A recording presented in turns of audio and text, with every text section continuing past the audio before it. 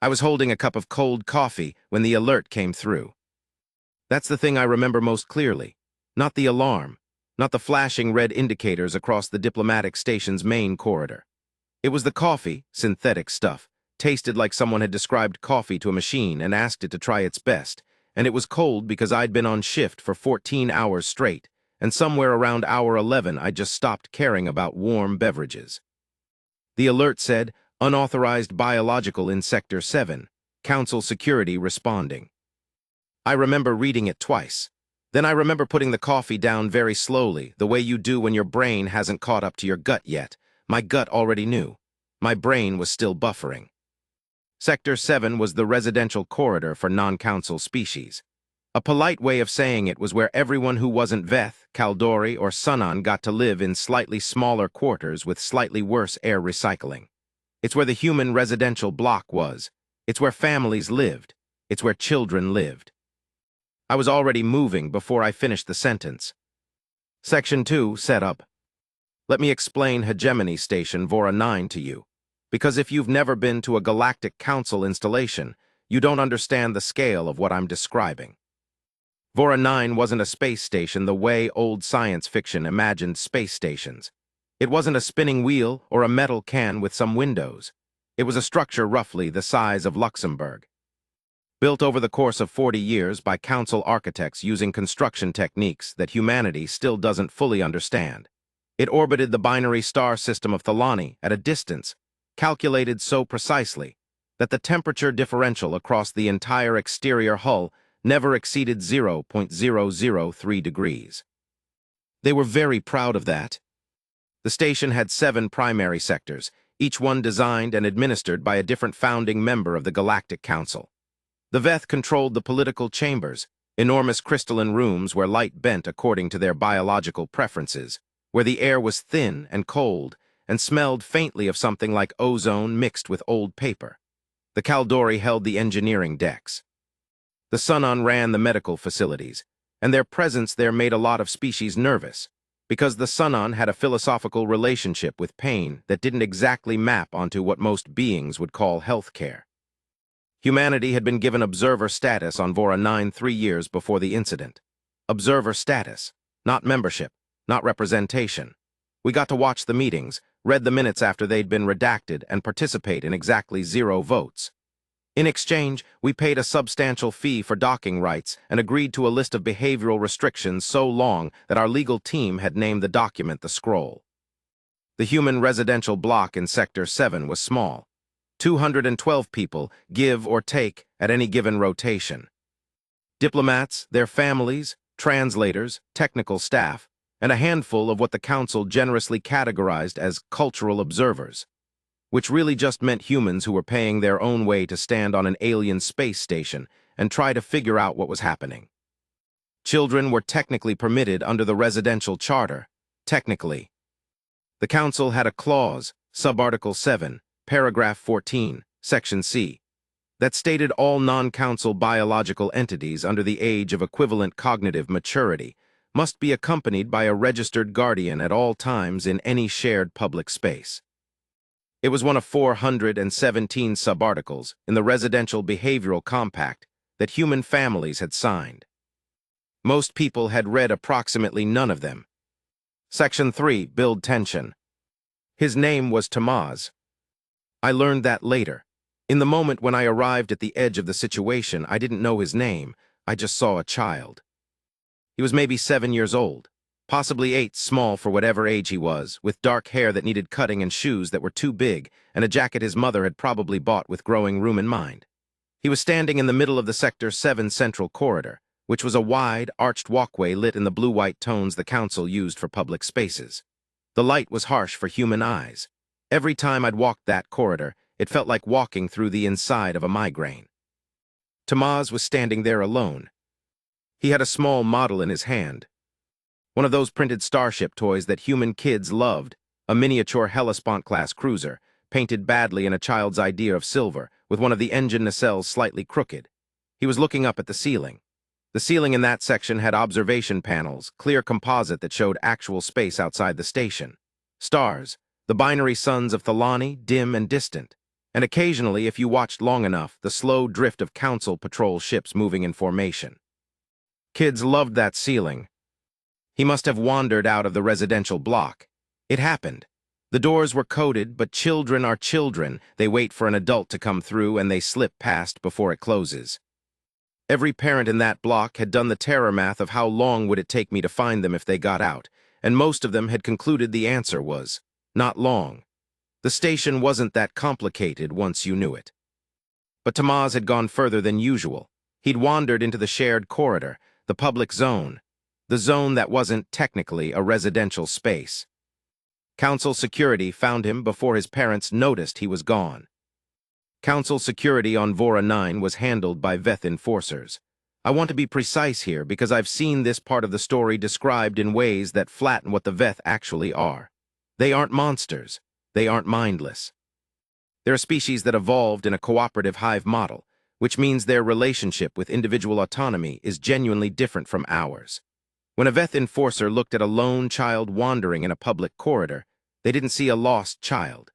They saw an unsupervised non-council biological in a shared space, which was a Category 3 behavioral violation under the Residential Compact. There were 3 of them, standard patrol configuration. They stood roughly 2.5 meters tall, with the characteristic Veth posture, slightly forward-leaning, the broad secondary shoulders giving them a silhouette that looked vaguely like a triangle. Their enforcement armor was Council standard gray with blue markings. They carried the shock lances they always carried, though these were lowered, not pointed at the child, not yet. But they had surrounded him. That's the word I keep coming back to. Surrounded. He was a 7-year-old boy with a crooked toy spaceship, and 3 2.5-meter armored aliens had formed a triangle around him. He wasn't crying. That's the part that broke me later when I thought about it. He wasn't crying. He was looking up at them with the specific expression that small children get when they're deciding whether or not they're scared, that careful, measuring look, where the world is still something you're figuring out rather than something you've learned to fear. I arrived at the scene from the far end of the corridor. I was not the first human there. A man named Declan Ward was already there. Declan was one of our cultural observers, unofficial capacity, which meant he was technically a civilian. He was 34 years old, former merchant marine, had ended up on Vora 9 through a sequence of events that involved a navigation error, a council customs dispute, and a bet he'd made with a colleague about whether he could get council tourist documentation. He'd been on the station for 6 months by the time this happened. He spoke approximately 40 words of Veth standard, most of them nautical in origin for reasons I never fully understood.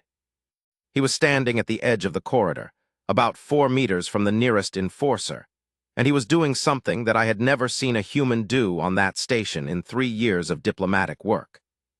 He was talking, not performing, not reciting legal clauses, talking, in the measured, careful voice of someone who is very frightened and is using the talking to keep himself from doing something else. Hey, he was saying, hey, I understand there's a procedure here, I get it, I do, but he's a kid. He doesn't know the compact, he's 7. Can someone reach his parents before we escalate this? That's all I'm asking. The lead enforcer, identifiable by the stripe on his collar, had turned to look at Declan with the flat, lateral pupil gaze of the Veth. When a Veth looks at you directly, it's not quite like being looked at by something that considers you a person. It's closer to being assessed, cataloged. The biological is in violation, the enforcer said. His translator module rendered it in flat English. Guardian must be retrieved by station security. The biological will be held in containment pending Guardian arrival. Containment? For a 7-year-old. Declan's jaw moved. I watched him do the math, the same math every human on that station was always doing, and I watched him decide. No, he said. Just that, just no. The enforcer's secondary shoulders shifted. That was a Veth micro-expression I'd learned to read, recalibration. He hadn't expected that response. You are not a registered guardian for this biological, the enforcer said. I'm a human, Declan said. He's a human. That makes him my responsibility right now. So I'm his guardian right now, and I'm asking you to wait while someone goes and gets his actual parents. That is not the protocol. Then the protocol is wrong. I had stopped walking. I was standing maybe 15 meters back, and I had my hand on my communicator, and I was calling the head of our diplomatic mission, Ambassador Chowdhury, who was asleep because it was the equivalent of 3 a.m. station time, and I was whispering her name into the device and hoping she picked up fast. The thing is, I was watching Declan, and he was watching the enforcers, and Tamaz was watching all of us, and the moment had this terrible held-breath quality, like a moment right before something drops. Then one of the enforcers raised his shock lance. Not at the child, at Declan. "You will step back," the enforcer said. "Non-compliance will result in physical enforcement." Declan Ward looked at the shock lance. He looked at it for exactly as long as it took him to register what it was. Then he took one step forward. One step toward the child, toward the enforcers, into the space they'd defined as theirs. "I will not," he said. "So let's figure out what you want to do about that." I don't know if Declan Ward knew what a shock lance did to a human body. I think he probably did. I think that's probably why his hands were shaking. I could see them shaking from 15 meters away. But he didn't move back. The enforcer activated the weapon. The sound it made was less like an electrical discharge and more like a sustained, low hum, the kind of sound that seems to come from inside your bones rather than from outside. Declan dropped, not dramatically the way the films show it. He just stopped standing. His knees went first, then the rest of him, and he landed on his side on the corridor floor, and he didn't move. Tamaz watched this happen. And then, because he was 7 years old, because that was the thing he'd been doing when the world got confusing, he held his little crooked toy spaceship against his chest. And then the second enforcer approached Tamaz. "I'm going to tell you what happened next, but I need you to understand something about the way this next part has been described in official accounts. The Council's report states that there was a physical altercation, and that the non-Council biological sustained an injury consistent with close proximity enforcement-level discharge. That is what they wrote. What I saw was this." Tamaz stepped back from the enforcer. Children do this. When something big approaches them, they back away. It's instinct. He stepped back and he tripped on his own 2 big shoes, and he stumbled against the corridor wall, and the enforcer reached out to grab him. I believe the enforcer was attempting to restrain him, not to harm him, but the shock lance was still active, and the tip of it caught Tamaz across the shoulder and the side of his neck. The hum came again. The child went down. He went down and he didn't get up. I stood in that corridor for what I think was about 3 seconds, but felt like 3 years, watching Tamaz not get up. Then I started running. Section 4, Climax Part 1. The next 4 hours were the worst of my professional life. Tamaz was alive. That's the first thing I have to say, because otherwise I can't talk about what came after without you thinking the rest of it was disproportionate. He was alive. The shock lance discharge had caused a severe neurological event. The Sunon medical team called it a cascading synaptic disruption. And he was unconscious. And there were moments in those first 4 hours when the medical team couldn't tell us whether the disruption would resolve or whether there would be permanent damage. He was alive. His parents, his mother Izel and his father Riku, were brought to the medical bay within 11 minutes of the incident.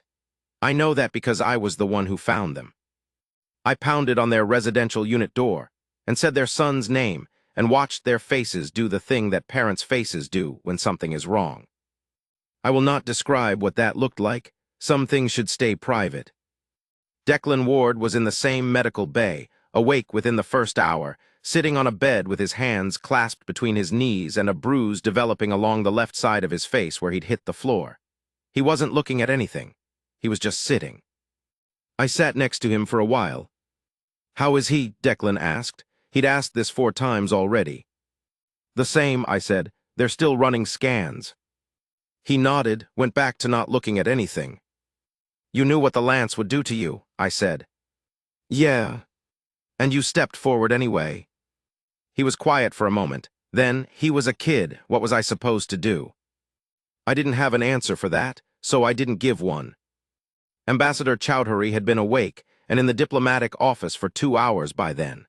She was a small woman with gray-streaked hair and the kind of stillness that very specific people have, the kind that isn't peace, but is instead what you get after you've been through enough things that panic has stopped seeming useful. She was on a secured channel to Earth when I arrived. I caught the end of the conversation. The last thing she said before she closed the channel was, "No, don't send a statement. Don't say anything yet. I need to see what the council does first." Then she looked at me. "Status," she said. "Child is stable. Maybe. Declan Ward is conscious. The enforcers have been recalled to their station. The council has issued a preliminary communication that uses the words regrettable incident twice and the word apology 0 times. She absorbed this, the parents.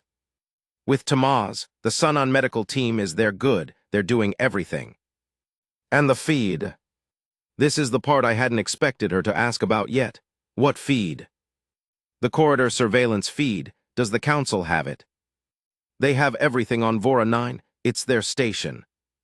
Do we have a copy? I stared at her.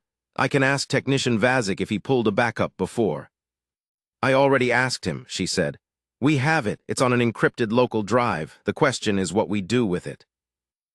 She looked at me in a way that meant she already knew the answer to that question, and was just waiting to see if I did too. We send it home, I said. She nodded once. We send it home. The council's formal response arrived 14 hours after the incident. It was delivered by a Veth administrator named Sor Kaleth, which was a significant political gesture. Sor Kaleth was equivalent in rank to what a human government would call a senior undersecretary, which meant the council was treating this as a minor bureaucratic matter rather than a diplomatic crisis. It was, in other words, a deliberate insult dressed up as a courtesy. The response stated that the enforcers had acted within their designated authority.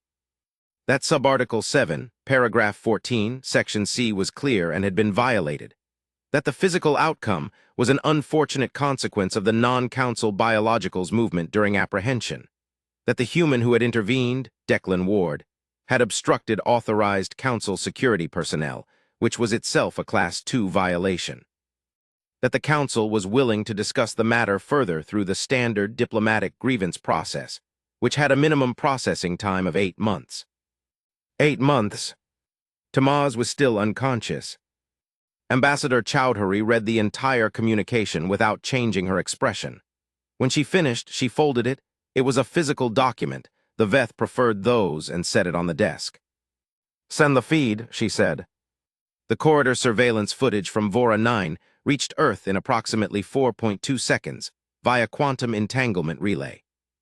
Within 40 minutes, it was on every public network on the planet. Within 90 minutes, it had been viewed 1.2 billion times. Within 4 hours, 7 different nations had formally demanded their council observer missions be recalled pending investigation. The Solar Senate convened an emergency session. 17 protest gatherings formed outside council diplomatic offices on Earth, all of them silent, organized that way deliberately, no shouting, no signs, just people standing there looking at the buildings. Someone told me later that the silence was more frightening to council observers than noise would have been. Noise they understood. Silence from humans they didn't have a framework for. Within 6 hours, a very specific department of the Earth Unified Defense Force, one that most humans alive in 2387 had never heard of, because its existence had never been publicly confirmed, received an authorization code from the Solar Senate. The code had a name. It was called WAKWARD. I didn't know about WAKWARD then. Almost nobody did.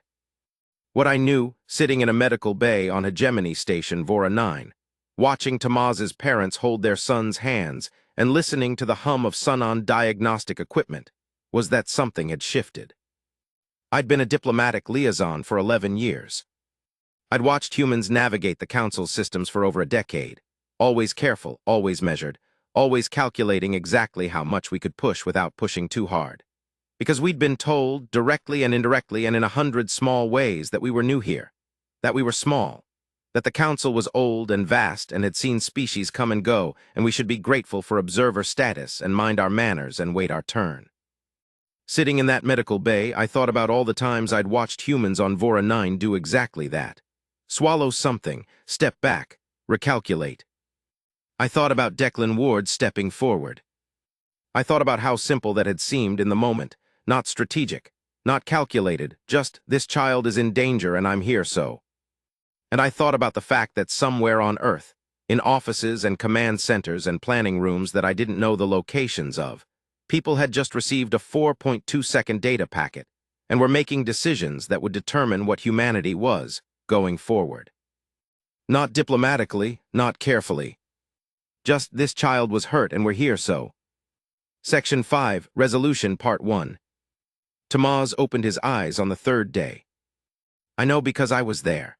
I'd been rotating shifts in the corridor outside his room, along with 6 or 7 other humans from the residential block, none of whom had been asked to be there, all of whom had just shown up. Declan Ward was there too, still carrying the bruise, sitting against the wall with a book he wasn't really reading. When the door opened and Izel came out and her face was different, not fine, not resolved, but different, like something that had been clenched had started to unclench, we all stood up at the same time. He's awake, she said. He asked for his spaceship. Someone had found the toy in the corridor and kept it. I don't remember who. But it was there, slightly more battered than before, the crooked nacelle now fixed with a strip of medical adhesive that someone had found in the bay. Izel took it in. We stood in the corridor for a moment, all of us, and nobody said anything. Then Declan Ward sat back down against the wall, and he put his face in his hands, and his shoulders shook for approximately 30 seconds, and then he straightened up and went back to not reading his book. The Council's second communication arrived that evening. It was different from the first one. For one thing, it was delivered by High Coordinator Velshan herself, 3 full ranks above Sor Kaleth. For another, it contained a word that the first communication had conspicuously omitted. The word was apology. It also contained several other words that had never appeared in a council communication to human representatives before. Words like review and suspension and full cooperation. The 8-month grievance process was immediately suspended pending direct review. The enforcers involved had been recalled from active duty. And there was a phrase at the end that Chowdhury read aloud to me when she found me in the corridor. She read it and then she was quiet for a moment. "They're scared," she said. "Of what?" I asked. She folded the communication. "They've been watching us for 40 years, she said. Watching us be careful, watching us be patient, watching us ask nicely and wait our turn, and I think they thought that was what we were." She set the document down. "I think the video changed their minds." "Because of Declan," I said. "Because of Declan stepping forward," she said, "and because of what happened on Earth after they watched him get hit for it." She paused. "They don't have a file for what humans do when a child gets hurt," she said. "They have a file for diplomatic grievances, for formal protests, for structured escalation, but they don't have a file for what we actually are. And I think someone in that council chamber just opened a drawer they didn't know they had and found it empty." Section 6, Ending Line, Part 1. 3 weeks later, I was in the observation corridor outside the diplomatic chambers when Ambassador Chowdhury came to find me. She didn't say anything for a moment. We both looked at the stars. Then she said, "There are ships moving. Council patrol ships." "Ours," she said. "Earth ships, 47 of them." She paused. "Ships that were never officially in service. Ships with designations I'm not cleared to know, moving into Council-adjacent space in formation." I didn't say anything. "They're not shooting," she said. "They're not sending communications. They're just there, present in range." I thought about that for a while. "What does the council say?" I asked. Chowdhury smiled. It was a very small smile, not happy exactly, thoughtful. The kind of smile that belongs to a person who has just seen something confirmed that they'd suspected for a long time. "The council asked us what the ships were for," she said. "And what did we tell them?" She was quiet for a moment. "We told them," she said, "that they were a reminder." She looked at the stars. "A reminder that humans have been patient, that we've been careful, that we've read the subarticles and signed the compacts and waited in our smaller quarters with our worse air recycling and asked nicely and taken our observer status and said thank you." She turned to look at me. "And that patience has a shape," she said. "And the shape of it is old and dark, and it has been sitting very quietly at the bottom of a very deep drawer for a very long time." She picked up her coffee, warm, because she never let it go cold and walked away down the corridor. I stood at the window for a long time after that, looking at the stars, thinking about a boy with a crooked toy spaceship, and about all the things that humans are, that the galaxy had not yet learned to count. End of Part 1. Part 2, The Fleet That Should Not Exist. Document classification. Personal testimony continued. Witness designation. Marin Solis, former diplomatic liaison/current advisor, Solar Senate Commission on Interstellar Security. Additional testimony. Vice Admiral Hanna Usult, EUDF Deathworld Fleet Command, declassified account. Date of submission, April 2nd, 2387. Document status, Level 1 public clearance, Solar Senate authorization. They kept asking us in the months afterward what WAKWARD was, what kind of program, when it started, how we'd hidden it, and I kept trying to explain that that was the wrong question. The right question was, what made you think we had forgotten? Vice Admiral Hanna Usult, Senate hearing, February 2387. Section 1, Hook. The first council officer to actually see a Deathworld fleet vessel up close later said, in a deposition that the council tried very hard to keep sealed, that he had assumed it was a damaged ship. He assumed this because the hull looked wrong. Not wrong in the way that poorly engineered ships look wrong, not asymmetrical or haphazard. Wrong the way something looks when it has been designed to survive things that ships aren't supposed to survive. Scarred and reinforced in patterns that didn't correspond to any standard council threat matrix. Armor plating in configurations that the council's threat assessment models classified as redundant. Because, from the council's perspective, no engagement scenario required that level of hull redundancy. He thought it was a damaged ship that had been badly repaired. It took him 6 hours of sensor analysis to understand that what he was looking at was intentional. That every scar was load-bearing. That every redundancy was a backup for a backup. That the ship had been built, from the keel out, for a universe that was much more dangerous than the one the council lived in. Then he looked at his sensor readout again, at the engine's signature, at the weapon's profile, at the shielding specifications. And he filed the deposition that the council later tried very hard to keep sealed. Because the deposition contained one line that the council's diplomatic corps had been sitting on for 3 weeks, trying to decide what to do with. The line was this: there are 47 of these ships, and I do not believe these are all of them. Section 2, Setup. Vice Admiral Hanna Usult was 51 years old, and had spent 23 of those years in a program that officially did not exist.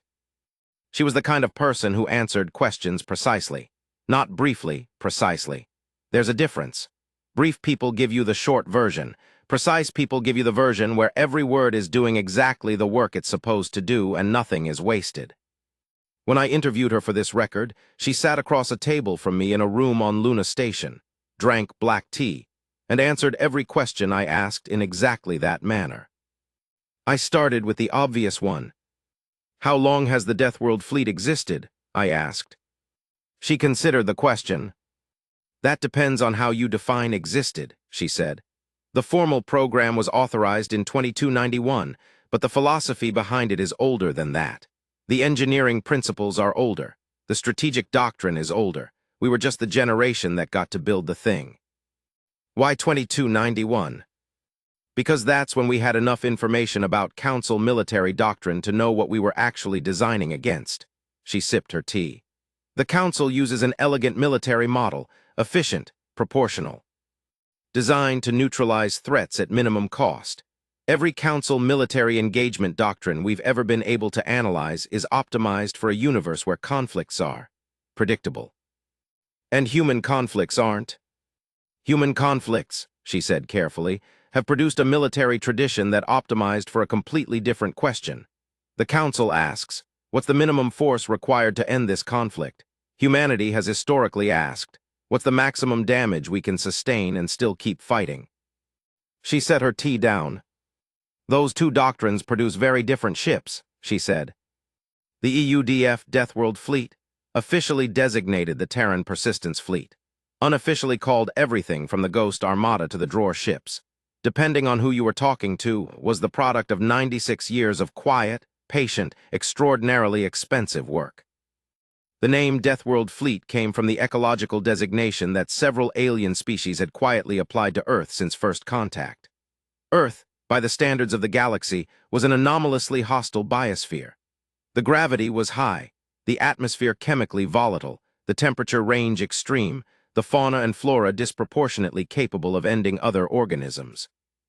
By Galactic survey standards, Earth rated as a Class 4 Deathworld, habitable by human standards, lethal by most others. The ships were built on the same philosophy. The design team, gathered from 17 nations, working in rotating classified facilities scattered across the outer solar system, funded through budget line items with names like Structural Research Initiative and Astrophysical Materials Study Program, had spent the first 20 years just working on the question of what kind of engagement do we design for. The answer they eventually arrived at was, design for everything. Not the most likely threat, everything. Design for scenarios where the ship has lost primary propulsion. Design for scenarios where 50% of the crew is incapacitated. Design for scenarios where the main weapons systems are offline and you're relying on backups. Design for scenarios where you've taken enough damage that every other ship in the galaxy would have already broken apart or surrendered, and you're still there, still moving, still capable of returning fire. Design for a universe where the fight goes on longer than anyone planned. Design for humans. The resulting vessels were, by galactic standards, wrong in almost every measurable way. They were heavier than they needed to be. They were slower than optimal. Their weapon systems were not the most powerful available by raw output standards. Their energy efficiency was poor. But their armor was unlike anything the Council's threat matrix had ever encountered.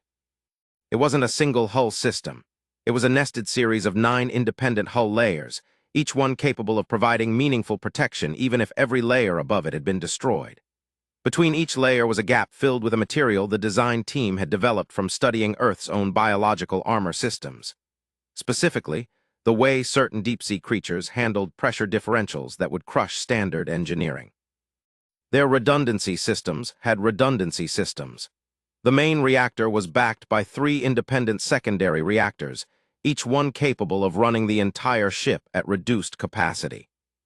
The navigation systems had 6 layers of backup, including one that operated on principles so old, essentially a computerized variant of Dead Reckoning, that it couldn't be jammed by anything in the Council's known electronic warfare arsenal, because the Council had never needed to develop jamming systems for technology that primitive. Their medical bays were sized for casualty loads that Council military strategists would have considered evidence of catastrophic failure. They weren't designed to patch people up and send them back to their stations. They were designed to keep the crew alive through the kind of sustained engagement that Council doctrine said engagements were never supposed to reach. And their weapons. Their weapons were interesting. Not the most powerful by peak output, but they didn't use energy in the way Council weapons did, in concentrated bursts that required charge cycles, that had cooling requirements, that had the elegant vulnerability of any system designed for optimal performance in standard conditions. Human weapons on the Deathworld fleet ships were designed for sustained fire. Continuous, for hours if necessary, not optimal, not efficient, just continuous. The design team had a phrase for this philosophy. They called it outstubborning the universe. Section 3, Build Tension. The WAKWARD authorization arrived at Fleet Command at 3:47 Earth, standard on the same night. The surveillance footage hit the public networks. Vice Admiral Usult was in her command facility on Phobos when she received it. She told me in our interview that she had been expecting it for years. Not that specific trigger, not that specific incident, but the conceptual shape of it. The idea that eventually something would happen in Council space that crossed the line from diplomatic grievance to something else. The code, she said, was just an authorization. It didn't tell me what to do. We'd had the plans for those specific deployments ready for a long time. It was just now do it. How did the crew respond? I asked. She paused. We don't publicize the exact number, she said, but the Deathworld fleet has significant crew complements across its vessels. They were all either already stationed or on standby, because the program operates on the assumption that we might need to move with very little notice. When the authorization came, each ship had its crew at stations within 40 minutes. 40 minutes. The average was 37, she said. The slowest was 44. That vessel's captain bought everyone pizza afterward to apologize. I blinked. She didn't smile exactly, but there was something that happened around her eyes. The crew understood what we were doing, she said. They'd understood it for years, they just hadn't been told when the authorization came, she paused. One of my captains sent me a message, just 4 words. What did it say? Finally, she said. And then 3 exclamation points. The fleet moved in silence. That's the thing that the Council found most disorienting, I've since learned. They had threat detection systems that looked for engine signatures, weapons charges, communications traffic, active preparations for military movement. The Deathworld fleet moved without any of that. They didn't charge weapons. They didn't transmit anything. They just moved 47 ships in a formation that made no sense by Council tactical standards, because it wasn't designed for a Council tactical scenario. It was designed to maximize coverage while minimizing signature, which meant it looked less like a military formation and more like a very large, very slow-moving accident.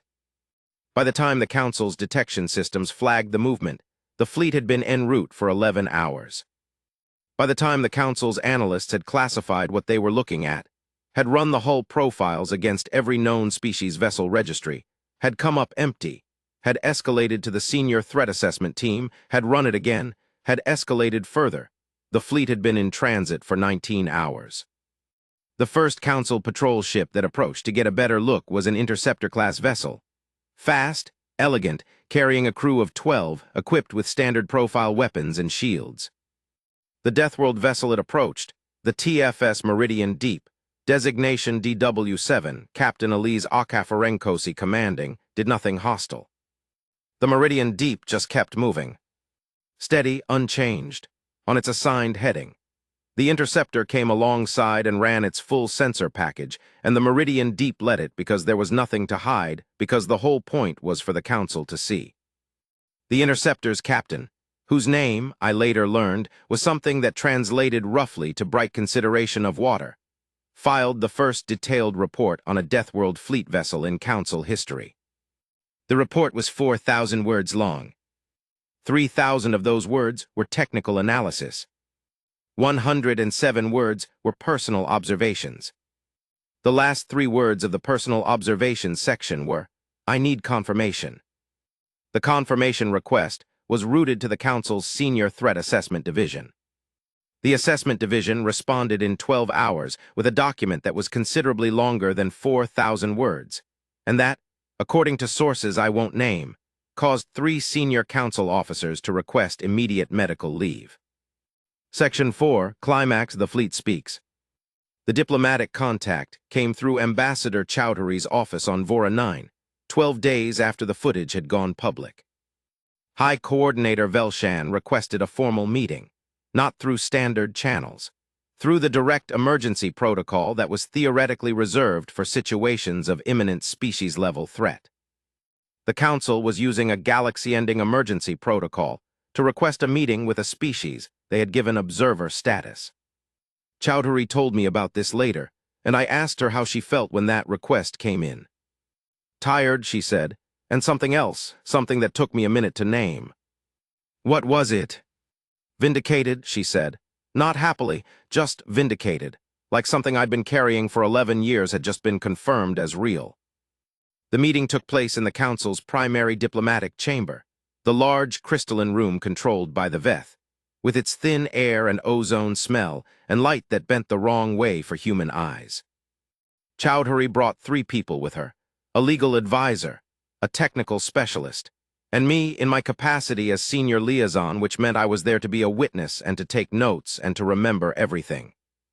Velshan brought 12. They were already seated when we arrived. The Veth, the Kaldori, 3 Sunon, 2 representatives from species I'd never encountered in person before, one of which had to be encased in an environmental suit, because their biology required an atmosphere that would have been toxic to most of us. The room felt different from how I'd experienced it in the past. The past times I'd been in that room, the council representatives had carried a specific quality, the quality of people who are certain of their position. Not aggressive, not hostile, just certain. That quality was not present in the room that day. I noticed it immediately, the way you notice when a sound has stopped. The absence of their certainty was louder than any of the words they'd said at previous meetings. Velshan spoke first. She used the formal Veth standard opening cadence, which Chowdhury acknowledged with the correct human diplomatic response. We'd been required to memorize these protocols when we first arrived on Vora 9. Then Velshan said in translation, "We wish to discuss the ships." Chowdhury said, "Which ships?" There was a pause. I noted the pause in my records. "The vessels currently positioned in sector-adjacent space," Velshan said. "The vessels of unknown designation and registry." "I'll need you to be more specific," Chowdhury said. "We have a lot of ships." Another pause, longer. "The warships," Velshan said. "The Earth Unified Defense Force operates a substantial fleet," Chowdhury said, with the careful tone of someone who is being completely accurate and choosing their accuracy like weapons. "If you're asking about specific vessels, I'd need to refer you to the relevant EUDF command." "We are asking," Velshan said, and I could hear something in her translated voice that I hadn't heard there before, something that wasn't quite uncertainty, but was adjacent to it. What their purpose is. Why they are positioned where they are positioned. Whether their presence represents a formal declaration under Article 14 of the Interstellar Non-Aggression Compact. Chowdhury let that question sit in the air for a moment. Then she said, "Article 14 requires formal declaration of hostile intent. The EUDF vessels have made no hostile movements, transmitted no hostile communications, and have not activated weapon systems. Their presence in space outside Council jurisdiction is entirely legal under the navigational rights clauses of the Observer Status Agreement, which we have, as I'm sure you're aware, read very thoroughly." The Kaldori representative, who had not spoken yet, and who I knew to be the Council's chief military affairs officer, made a sound that his translator rendered as a low hum. A recalibration sound. I'd heard it before. It was what Kaldori did when they were updating their threat models. "We are not suggesting hostile intent," Velshan said carefully. "We are asking what the ships are for." Chowdhury looked at her. "I think," she said, "that you already know what they're for. I think your assessment teams told you what they are. And I think that means you understand what their presence represents without me needing to say it." Velshan was quiet. "But since you're asking," Chowdhury continued, "and since we value transparency in diplomatic exchange, they're a reminder." "Of what?" "Of what we are," Chowdhury said. "Of what humanity has been doing with its time while we've been sitting in smaller quarters with worse air recycling and reading Subarticle 7, Paragraph 14, Section C very carefully." She folded her hands on the table. "You have treated humans as newcomers," she said. "As a species that needs to be managed and accommodated and kept in appropriate lanes while the established powers of this council make decisions about the galaxy. And we have, in 3 years of observer status, conducted ourselves accordingly. We have been patient. We have been careful. We have followed every procedure and signed every compact and submitted every grievance through proper channels." She glanced very briefly at nothing in particular, but I knew she was thinking about Tamaz. "And then one of your enforcement officers put a shock lance to the neck of a 7-year-old boy," she said, "and you sent us an 8-month grievance timeline." The room was very quiet. "I want you to understand something about humans," she said, "something that I think your files may have missed. We are very good at being patient. We have been patient for longer than most species exist. We built patience into our literature and our religion and our philosophy because we needed it to survive, because our world required it, because you cannot last long on a death world without learning to endure things you cannot immediately change." She paused.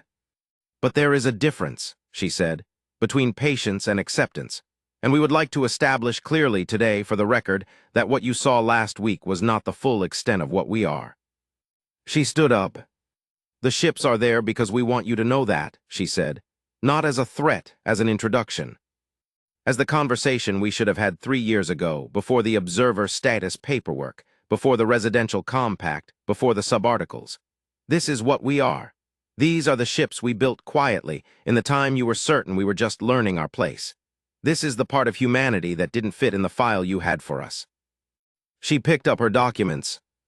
"We'd like to talk about a new arrangement," she said. "When you're ready, take the time you need." And she walked out. I followed her. I did not look back to see the expressions in the room. But later, one of the Sunon representatives, who had a different relationship with emotional disclosure than most species, submitted a formal observation to the Council's internal record, which was eventually leaked, and which I obtained through channels I won't describe. The observation contained one relevant line. It said, "The human diplomat was not angry. I want the record to reflect this. She was not performing calm. She was calm. And that is the thing I cannot explain. I have studied anger and fear as motivators. I do not have a study for what I saw today." Section 5, Resolution. The renegotiation of Earth's status with the Galactic Council took 14 months. It was not a smooth 14 months. There were sessions that collapsed. There were moments when the whole framework seemed to be dissolving, when factions within the Council pushed back, when human political figures got impatient, when the press on both sides ran headlines that made everything harder. But it happened. Earth's observer status was formally upgraded to provisional full membership 6 months into the process, a compromise that gave us real voting rights on Class 2 and Class 3 decisions, while the full membership question was still being negotiated. It was the first time in Council history that a species status had been upgraded mid-process rather than waiting for a full-term review. The enforcers involved in the incident with Tamaz were formally censured, which, in Veth administrative terms, was a significant sanction, far more serious than the language suggests. Subarticle 7, Paragraph 14, Section C was suspended pending a full review of the Residential Behavioral Compact. The review eventually resulted in the deletion of 92 subarticles and the substantial revision of 200 more. Declan Ward received the Solar Senate Civilian Commendation, the highest honor the civilian branch of Earth's unified government could award. He was slightly embarrassed by this and gave a speech at the ceremony that lasted 4 minutes and 20 seconds and spent most of its running time saying that he'd just done what anyone would have done.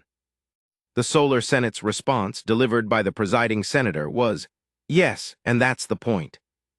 Tamaz went home to Earth 2 months after the incident. He had a full neurological recovery.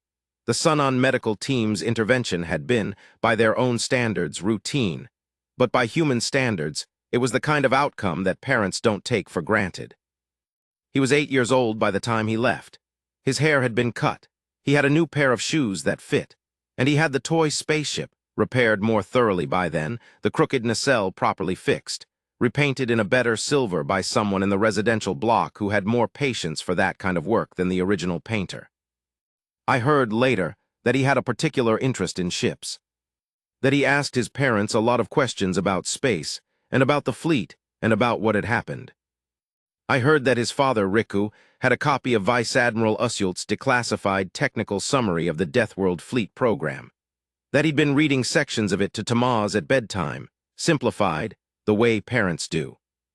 I heard that Tamaz's favorite part was the section about the ship's redundancy philosophy, about the backups for the backups, about designing for a universe where the fight goes on longer than anyone planned. I don't know if that's true. It might be a story someone started telling and that gathered warmth as it traveled. But I like it.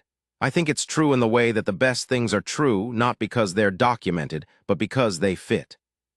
The 47 ships remained in sector-adjacent space for the duration of the renegotiation. Not threatening, not posturing, just present. The way mountains are present, the way the deep ocean is present. There, beneath the surface of every conversation, reminding everyone at the table what the table was actually for.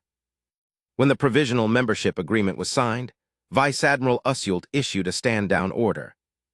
The ships returned home. All 47. It's worth saying, 47 is not the number of ships in the Deathworld fleet. That figure has never been publicly confirmed. What was deployed to Council-adjacent space for those 14 months was a specific contingent, selected not for maximum military utility, but for maximum visibility, for the Council to see. for the censor reports to read, for the deposition to be filed. 47 ships, that said, we exist. We have been here, we have been patient. The rest of them remained where they'd always been. In the dark, in the places that don't appear on council navigational charts, in the deep drawer that humans had been filling quietly for 96 years. Waiting the way Deathworld things wait. For whatever came next. I finished my interview with Vice Admiral Usult on a cold morning in Luna Station, with the Earth visible through the observation window behind her. Blue and white, absurdly beautiful, the most dangerous biosphere in the known galaxy, from a distance looking like a marble someone had left out on a table. I asked her one last question. What do you want people to take from this? I said. From the fleet, from what happened. She was quiet for a long moment. I want them to understand that the fleet isn't a threat, she said. It's a reflection. It reflects something that's true about us. About what we built on that world over however many thousands of years we were there before anybody came looking. We built things that could last. We built things that could take damage and keep going. We built things for the worst version of the scenario because the worst version kept showing up. She looked at the Earth through the window.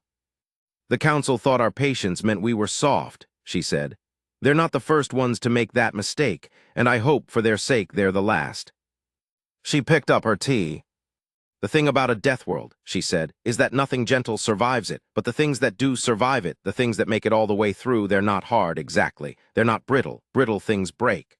She turned the cup in her hands. They're resilient, and resilient things are the most dangerous things in any universe because you can't predict their limit, you can't plan around it, you can't optimize against it. She paused, because it doesn't exist. She set the cup down. Outside the window, the Earth turned. I thought about Tamaz holding his spaceship, looking up at alien stars without fear. I thought about Declan Ward stepping forward. I thought about 47 ships moving through the dark in silence, without weapons hot, without a hostile transmission, just present, the quiet announcement of something old and patient and very, very difficult to finish. And I thought that maybe that was the most human thing of all. Not the fleet, not the ships, not the armor or the redundancy, or the weapons built for sustained fire. The patience, the long, particular patience of a species that came from a world that was always trying to kill it, and learned early, millennia before the stars were reachable, before the council existed, before anyone in the galaxy knew we were there, that the ones who survive are not the ones who are never hurt. They're the ones who get up.